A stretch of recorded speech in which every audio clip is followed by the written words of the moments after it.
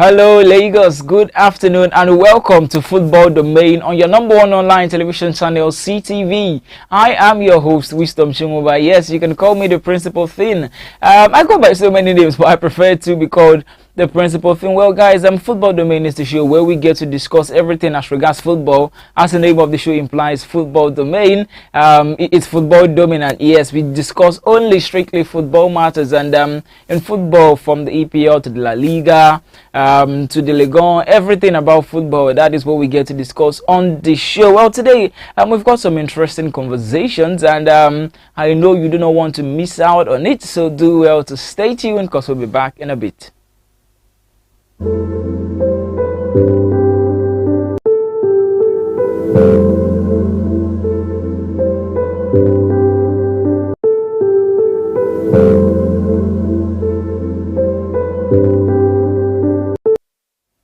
Okay, once again, welcome back. This is still Football Domain on your number one online television channel CTV, and I remain your host, yes truly, Wisdom Chimoba. Yes, the principal thing in the building.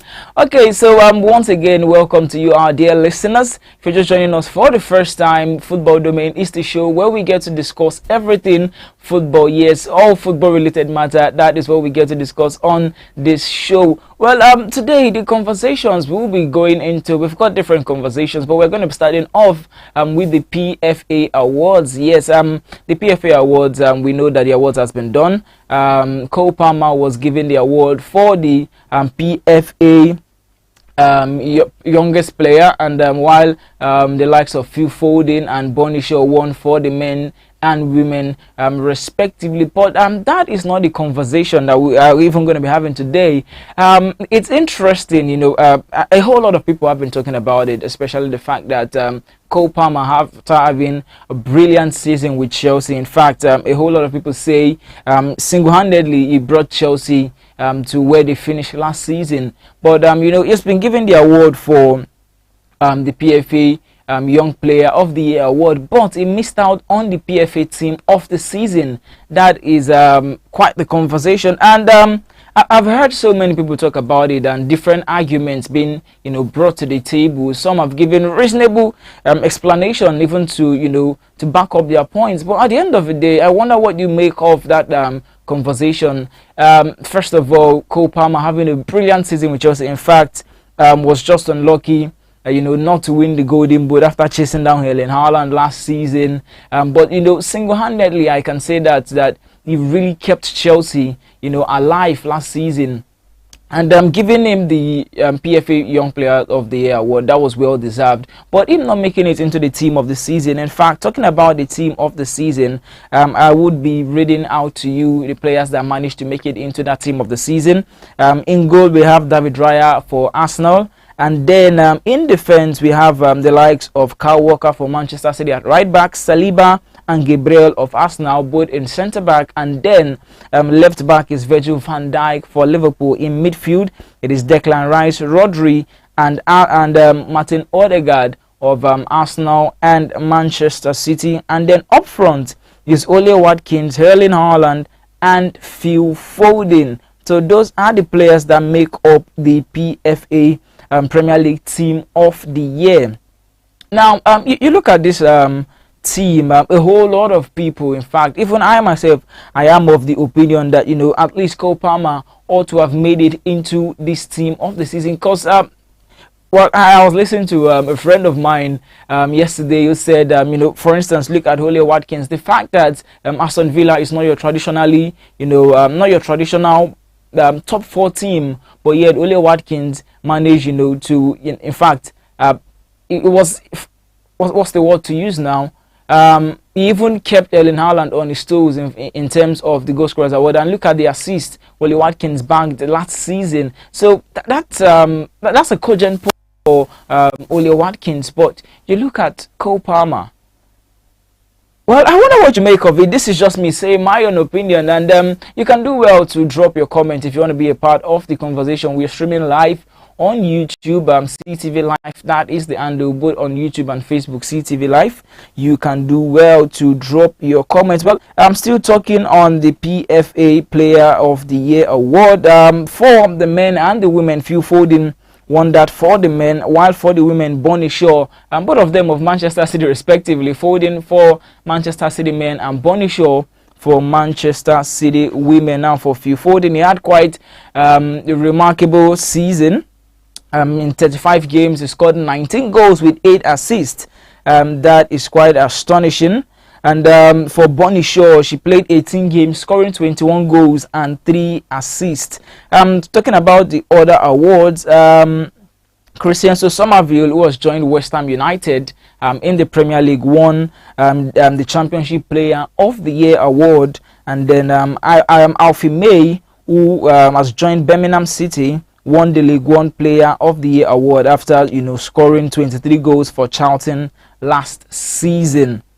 All right, so that is that concerning the PFA Player of the Year award. And now let's talk about something more interesting, and this one has to do with Manchester City. I know a whole lot of people have been waiting for this. In fact, it's no longer news that Ilkay Gundogan has returned back to Manchester City after spending just one season at Barcelona, where for him, I'm not sure it's one that he really enjoyed. Let me read Ilkay Gundogan's statement for you, so you can get to hear what he has to say as regards his return to Manchester City. He says, "Now I am living in a difficult situation, but if my departure can help the club financially, it makes me a bit less sad.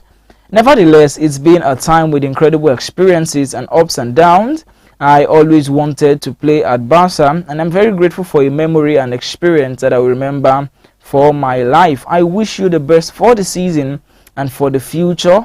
The fans deserve to get this big club back to the world's best." Those are the words of Ilkay Gundogan, who left Manchester City last 2 seasons after winning the treble with City. He went to Barcelona and was hoping to replicate the same success he did at Manchester City, but was just unfortunate. Things didn't go well, especially when it comes to the finance. And you can, from the statement, it shows that it was clearly because of financial embargoes that he had to leave FC Barcelona. And he's back at Manchester City now, donning the number 19 jersey. And when he was asked, why did you go for the number 19, he said, "Hey, I've played with the number 21 and 22 jerseys before for Germany and for Barcelona, and I didn't win a single trophy with them, so why not try the number 19?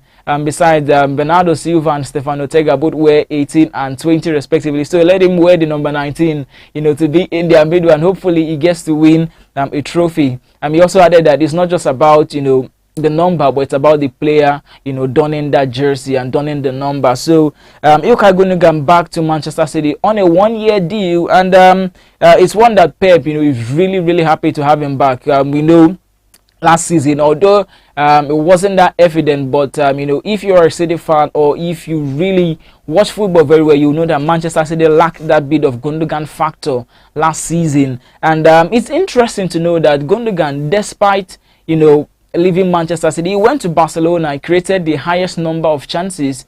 I think that's about 75, if my number serves me right. 75 or so, the highest number of chances created by any Barcelona player since Xavi himself under Pep Guardiola. When Pep was still the coach of Manchester City, Xavi had the highest number of chances created in a single season, and no other player has replicated that until Ilkay Gundogan joined them last season and equaled that same number of chances created. To show you the brilliance of Ilkay Gundogan, who besides has also gone to a coaching school. Yes, to show you how Ilkay Gundogan is really keen on improving his football career. But it's a good one for Manchester City, I really have to say, to bring back that strength and quality to Manchester City's midfield. Last season, especially last 2 seasons, the FA Cup final, where he won the FA Cup for Manchester City against United, even going back to the season where they had to win the league, dying minute, Ilkay Gundogan coming up clutch. So Gundogan is a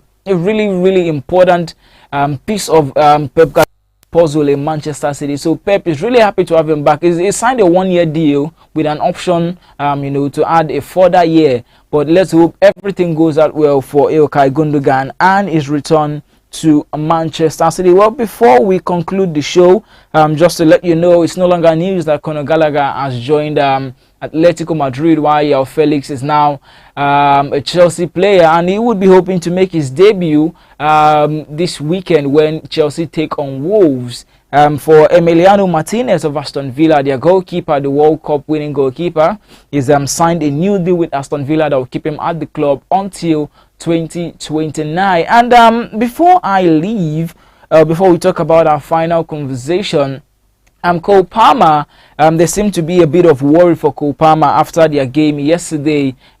Chelsea won 2-0 yesterday in their Europa Conference League qualifiers, but Cole Palmer seemed to pick up a knock. But Enzo Maresca said, hey, Cole Palmer is fine. Fingers crossed he gets to be available for the game against Wolves on Sunday. All right, so now concluding the show, we'll talk about a certain player who on the field and off the field, he doesn't seem to be doing pretty well, but I think off the field issue now, we can say it's pretty much safe. That is talking about Anthony of Manchester United. Yes, the Brazilian winger last year was accused by his ex-girlfriend for domestic violence, but now he has been cleared by the Brazilian court. I'm talking about his former partner in Gabriela Cavallin. Anthony, the 24-year-old Manchester United winger who is from Brazil, was accused by his ex-girlfriend in person of Gabriela for domestic violence, and both the police in Manchester and that in Brazil were investigating the matter, but the Brazilian department, that is talking about the police and the court, have cleared Anthony, stating that Gabriela didn't present enough evidence to warrant them taking any action against the Brazilian winger. But the police in Manchester is still on the case, and in a bit, I don't know when they're going to give us any information on that, but for now, Anthony has been cleared in Brazil. So guys, this is where we call it a wrap on today's show. I just came to give you 1 or 2 updates, and don't forget, by tomorrow we would be going into another footballing season, or another footballing weekend, I should say. That is the right phrase to use. We're going to another footballing weekend tomorrow. Let me just give you the fixtures that would be going down tomorrow so you can have an idea. Manchester United will be taking on Brighton. Yes, Manchester United will be taking on Brighton tomorrow. That is the first game by 12:30, and then we'd also have Crystal Palace take on West Ham United. Fulham will take on Leicester City, and then Tottenham will take on Everton. Southampton will take on Nottingham Forest, and then Manchester City will take on Ipswich Town tomorrow. So those are the games that will be going down tomorrow, as well as Aston Villa taking on Arsenal, one game that we really need to look out for. Unai Emery coming up against his former team in Arsenal. And then on Sunday, we get to see Wolves take on Chelsea, Liverpool take on Brentford, and Bournemouth would take on Newcastle United. So that is how we stand for match day 2 on the Premier League, or in the Premier League. Very soon, guys, we'll be introducing a new segment on the show called the FPL update. I know most of you out there are into FPL. I was talking about the Fantasy Premier League. I'm also a huge fan of the Fantasy Premier League. I have my own team, and we might just create our own league, and let's see how we get to participate in this one. So very soon, that will be the new update, the Fantasy Premier League update. I will not be doing that alone. I'm going to have a guest that would be doing that with me, but just stay tuned for that. In a bit, you'll be getting that from us. So guys, this is where we draw the curtain on today's show. I hope you've had a wonderful time listening to me, because I have had a brilliant time giving you all of this information. So do well to stay safe and have a wonderful rest of the day. Goodbye.